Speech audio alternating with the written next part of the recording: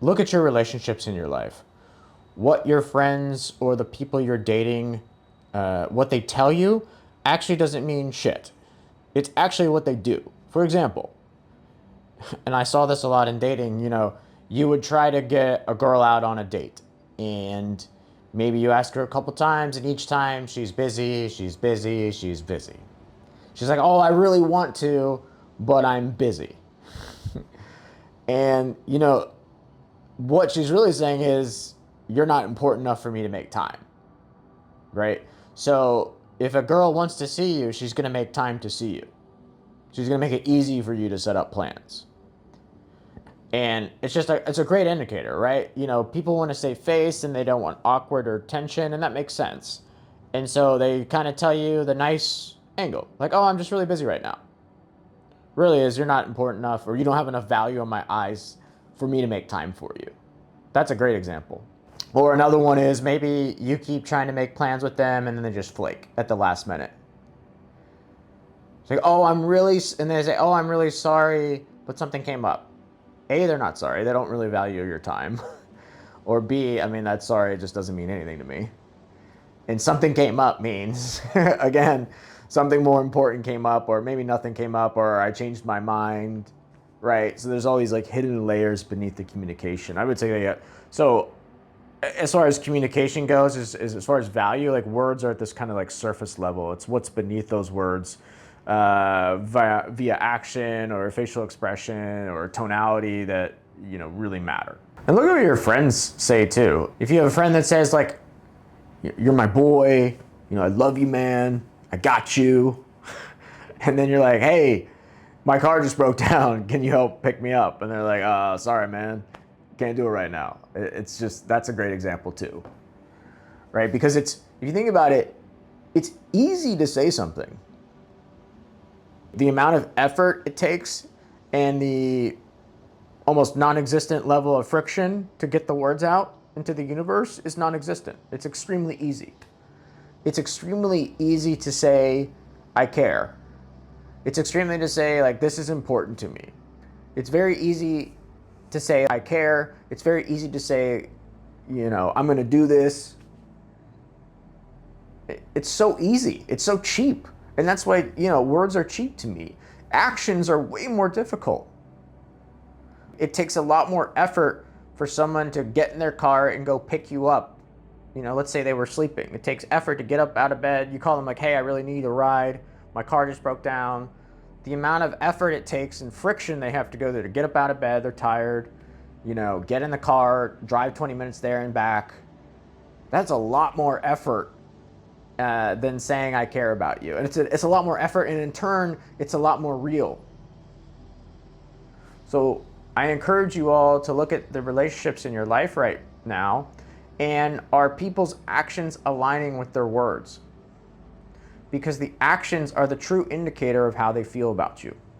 You also see this in the political arena. Politicians will campaign on one thing and then they get into office and they just don't do any of that. I mean, that's why I really don't follow politics or the news. I think it's mostly just noise and people telling you what they want to hear. Like, resumes are so easy to fake and things like that. I mean, it's just so easy just to say whatever you want to say today. Everyone has an opinion too. Like, that's another reason why I don't really value people's opinions on everyday matters. It's so easy to have an opinion. You just say it, especially now on social media. You just like word vomit. My grandfather had a good quote. He's like, "Opinions are like, butt holes. Everyone has them and they all stink." I'm spelling out that word now because YouTube is pretty strict on what I can say here. I've quickly learned after making some content. So again, actions are true indicators of what someone values. Look at it too. You can say, "I want to be healthier."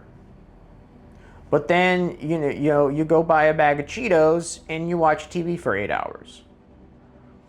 Do those line up? No. What you really value is convenience and maybe cheap dopamine, because you get that like hit of dopamine on like fast food. or serotonin, whatever it is. I value convenience, ease, and what feels good in the moment. That's what you're really doing. So look at your relationships and look at what you're telling yourself. Are your actions lining up? Because it's hard for people to look like, actually, I'm lazy as heck. And I just want things easy. That's so hard for people to say because it like challenges their ego. You know, think about what are you telling yourself right now about what you value, and are your actions lined up? And if they're not, I mean, that's okay. But I think because the first part of like change is just admitting where you're at. And I think that's a lot more admirable and courageous than, you know, BSing yourself.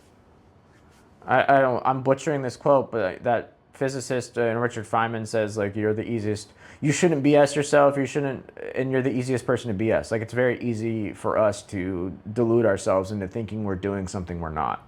And then that also kind of spills over into the potential validation trap that people can get themselves into. Meaning, let's say like you want to start a business or you want to start some new thing and you tell people about it.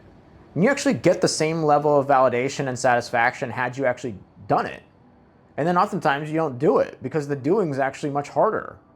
Meaning like, oh, I'm going to start a business, and people are like, oh, that's great. Good for you. I'm going to go do this thing. Good for you. That is so easy to say. I had a business venture, 10 years ago, and my friend came to me with the idea, and I thought, oh, wow, we're going to make it. This idea is so great. And I slowly realized after, spending hundreds, if not thousands of dollars, and the ideas are crap. Execution is everything, which is action. Telling yourself or other people, if you're going to do something, I would try to keep it to yourself. Because that's going to prevent you from getting that validation early on without actually doing anything.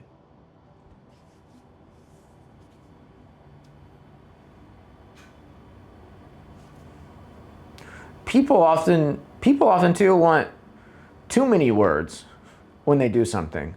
Maybe it's like, oh, I'm going to read 50 business books before I start the business. Whereas the action is had you taken 1 hour of action, that's probably equivalent of, reading 100 hours of books. I remember, and that's like, what is it? It's like the procrastination trap or something like that.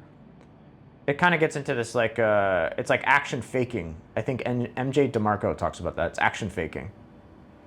Right? You think you're doing these things by ingesting words or saying words.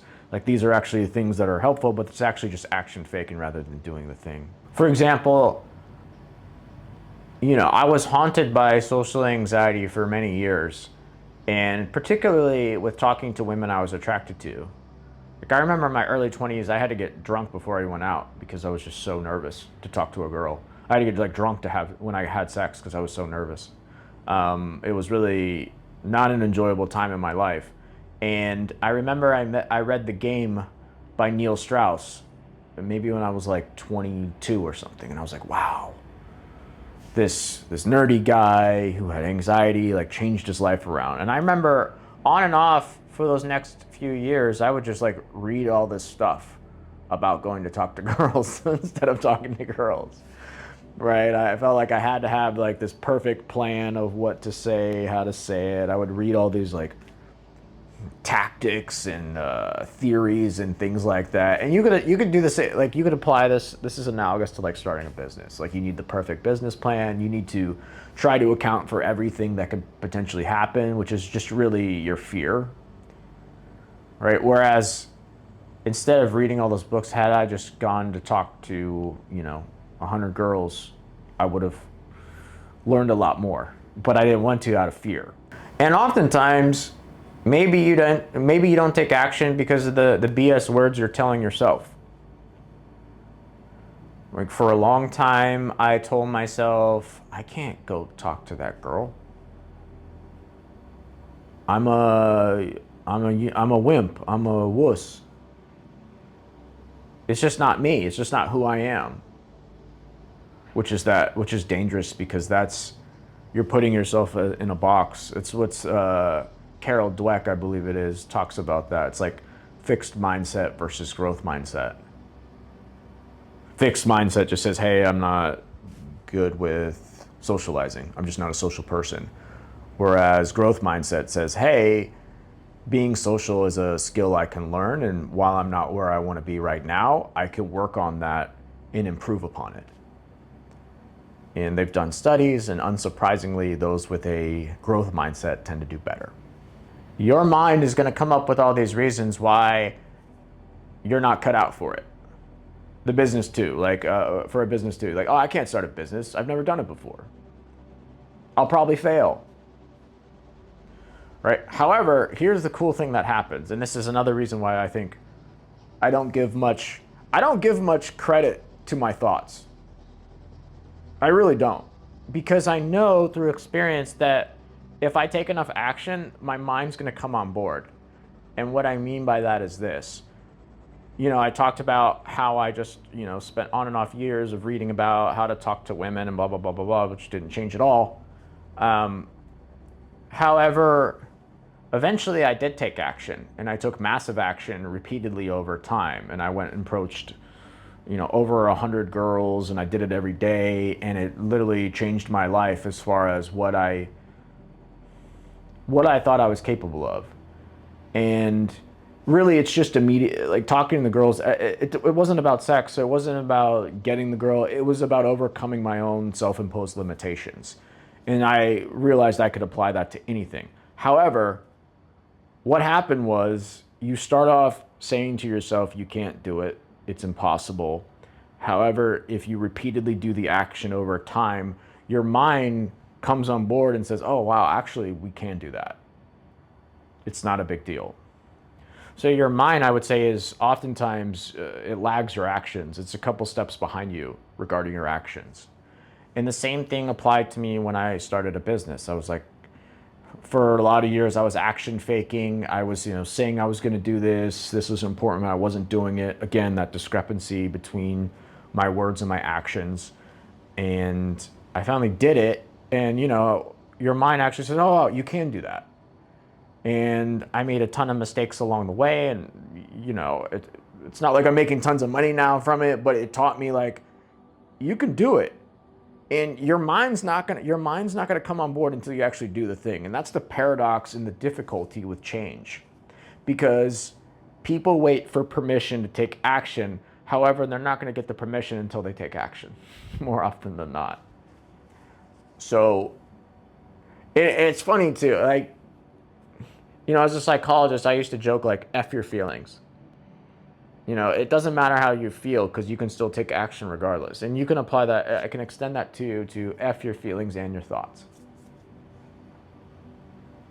Because they'll come on board.